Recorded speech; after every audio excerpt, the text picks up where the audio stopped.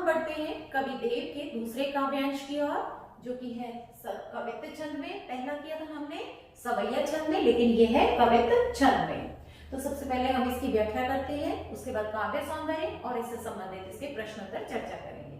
तो इसकी व्याख्या देखिए, यहाँ पर क्या कहा गया है कविदेव में। यहाँ पर जो बसंत ऋतु आती है तो बसंत ऋतु का मानवीकरण एक बच्चे के रूप में किया गया है। जब बसंत ऋतु आई तो वातावरण में क्या क्या परिवर्तन होते हैं, उन सभी को कविदेव ने एक बच्चे के माध्यम से दर्शाया है कि बच्चा किस प्रकार से खुश होता है, बच्चा किस प्रकार से जागता है, बच्चे की नजर कैसे उतारी जाती है, इन सभी चीजों को उन्होंने चित्रित किया है। तो कविदेव क्या कहते हैं, डार द्रोम पलना बिछौना, कि यहाँ पर जो बसंत ऋतु आती है तो बसंत ऋतु में क्या होता है कि नए नए पत्ते आते हैं, नए नए फूल उगते हैं, वातावरण सुगंधित हो उठता है। तो क्या कहा है कवि ने, डार मतलब डाली, द्रोम मतलब होता है पेड़, पलना पालना जिसमें बच्चे को झुलाया जाता है, बिछौना कि जो पालने के अंदर जो छोटा सा वस्त्र उसमें डाला जाता है, जो बिछौने का, ताकि बच्चे को आराम मिल सके, बच्चे को कोमलता का एहसास हो सके। बिछौना, नव मतलब नए, पल्लव मतलब पत्ते के।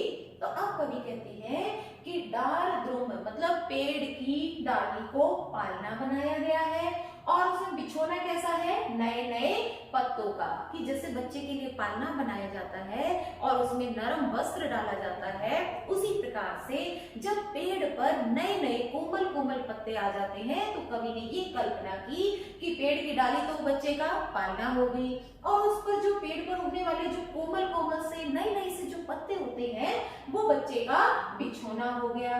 अब क्या कहते हैं कवि, अब पेड़ पर पत्तों के साथ साथ फूल भी आए हुए हैं, तो फूल का किस प्रकार से मानवीकरण किया है कवि ने कि सुमन झिंगुला सोहे तन छवि भारी दे, कि सुमन मतलब होता है फूल, झिंगुला होता है ढीला ढाला वस्त्र, सोहे मतलब सुशोभित होता है, तन मतलब शरीर की, छवि शोभा को भारी हुए मतलब दुगना कर रहा है। अब पेड़ पर जो नए नए फूल आए हुए हैं तो कवि ने ऐसा उसको चित्रित किया है, इस प्रकार से उसको चित्रित किया है कि जो फूल है वो उस बच्चे के, कौन से बच्चे के, वसंत रूपी बालक के, कि ढीले ढाले वस्त्र है जो उसकी शोभा को, जो उसके शरीर की शोभा को और अधिक बढ़ा रहे हैं। पवन झुलावे, अब क्या करें कि बच्चे को झूला भी झुलाया जाएगा, अगर अकेले वो पालने में लेटा रहेगा तो वो रोने लगेगा। अब जैसे ही हवा चलती है तो कवि ने ये कल्पना की कि जो पवन है वो उसको झूला झुला रही है, और केकी कीर बतरावे देवी, केकी मतलब होता है मोर, कीर मतलब होता है तोता, बतरावे मतलब आपस में बातें करते हैं कविदेव, कि कविदेव कहते हैं कि जब हवा चलती है तो ऐसा लगता है कि पवन उस बच्चे को, वसंत रूपी बच्चे के पालने को झुला रही हो, और केकी मोर और तोता आपस में बातें करके उस बच्चे का मन बहला रहे हैं।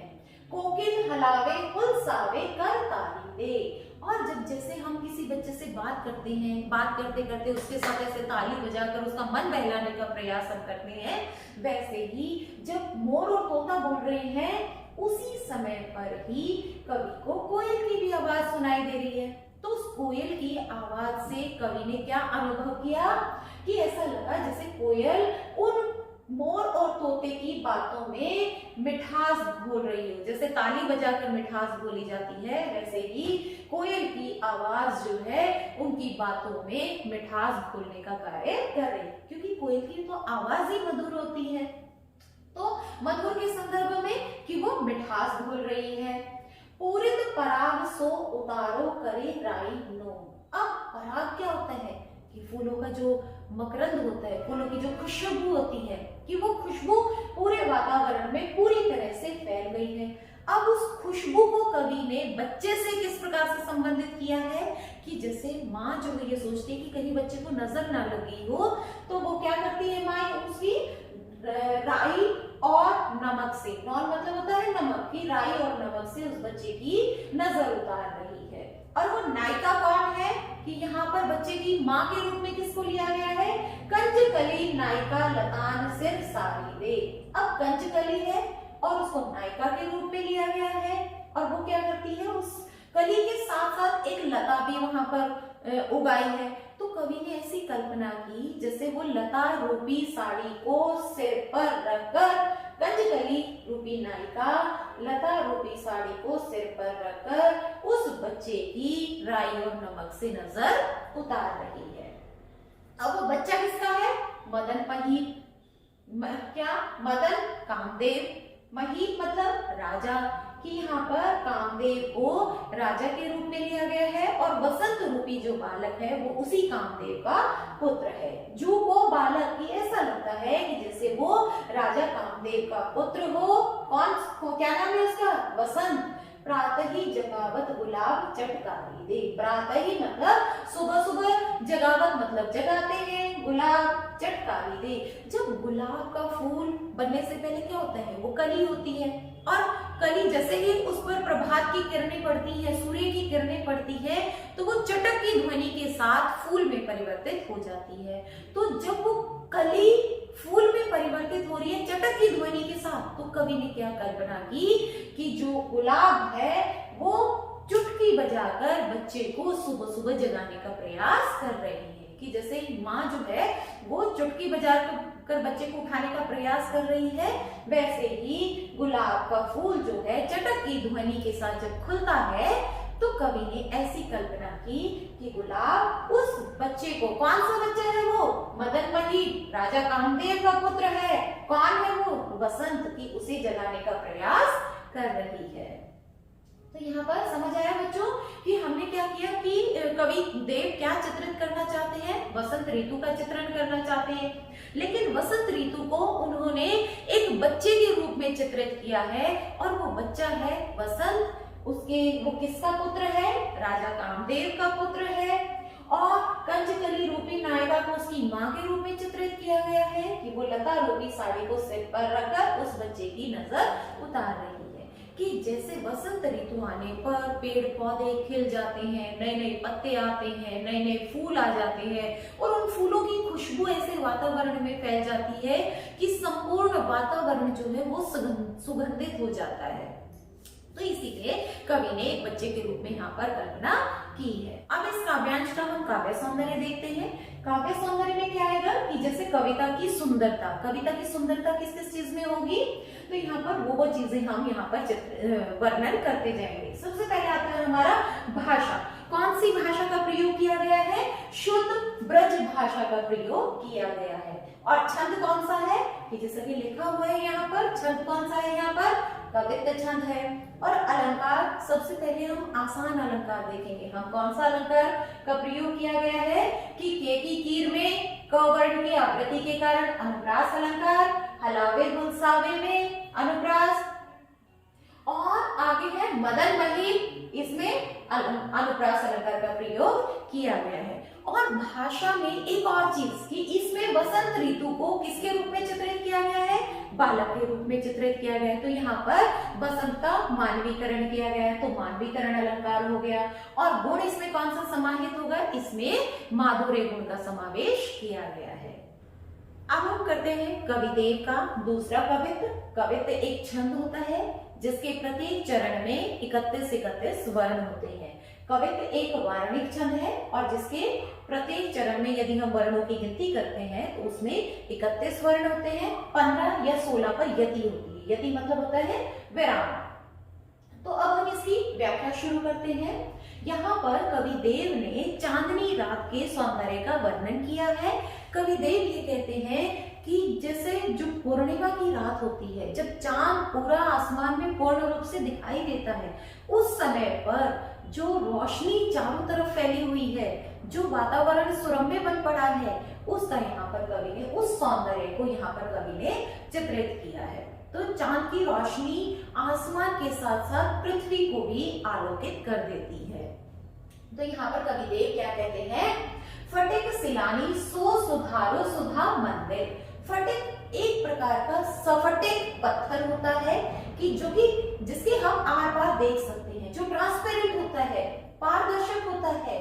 सफटिक नाम का एक पत्थर होता है, उसकी शिलाओं से सुधारो सुधा मंदिर की अमृत रूपी मंदिर का निर्माण किया गया है। कि एक ऐसा मंदिर है जो कि सफटिक पत्थर से बनाया गया है जो कि पारदर्शक है और उससे अमृत रूपी मंदिर का निर्माण किया गया है। अब यहाँ पर आप आगे देखना कि कवि ने जो जो भी जिस भी चीज से तुलना की है वो सारी चीजें सफेद है। क्यों सफेद है? क्योंकि चांदनी रात का वर्णन कर रहे हैं और चांदनी रात क्या होती है? श्वेतिमान लिए हुए होती है, श्वेत होती है, हर तरफ रोशनी फैली होती है।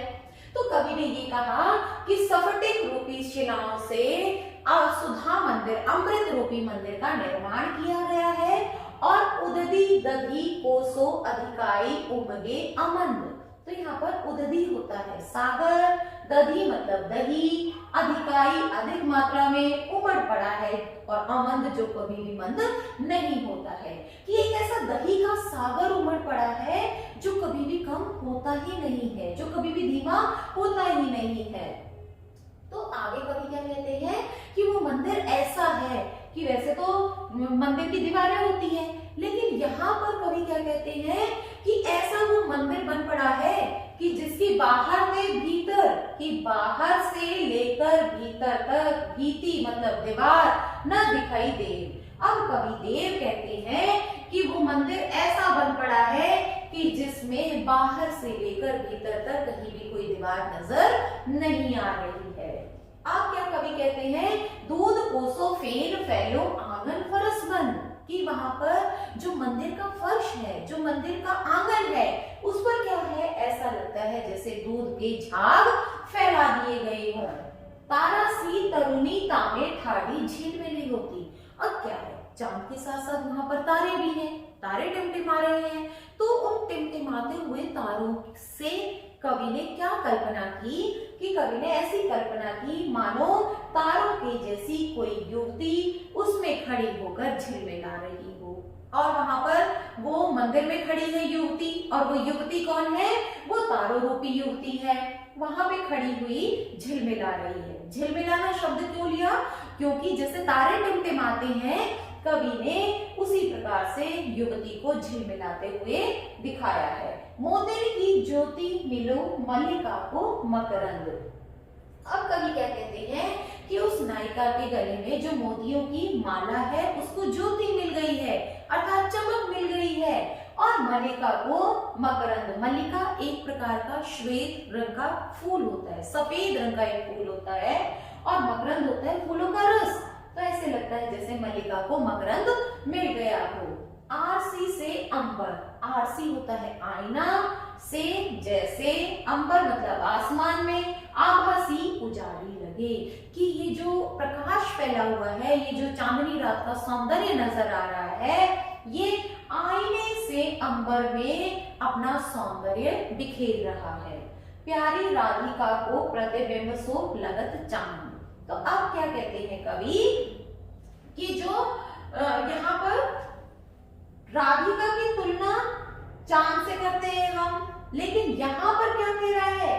प्यारी राधिका को प्रतिबिंब सो लगत चांद, कि यहाँ पर चांद प्यारी राधिका का प्रतिबिंब लग रहा है। सामान्य तौर पर जब कभी हम उपमा अलंकार में तुलना करते हैं तो किसी व्यक्ति विशेष से बहु प्रचलित चीजों से हम तुलना करते हैं। जैसे राधा की तुलना की कि राधा का मुख चांद के जैसा है, लेकिन यहाँ तो चीज ही पलट गई है। यहाँ पर कवि क्या कहते हैं कि चांद भी प्यारी राधिका का प्रतिबिंब नजर आ रहा है। तो अब इसका काव्य सौंदर्य हम देखते हैं। काव्य सौंदर्य में क्या लिखेंगे हम? भाषा, जैसा मैं पीछे भी बता चुकी हूँ, कौन सी भाषा का प्रयोग किया गया है? शुद्ध परिवेष्टित ब्रज भाषा का प्रयोग किया गया है। और छंद कौन सा है? कि जैसे कि यहाँ पर नजर आ रहा है छंद, ये हम लिखेंगे कि कवित्व छंद का प्रयोग है।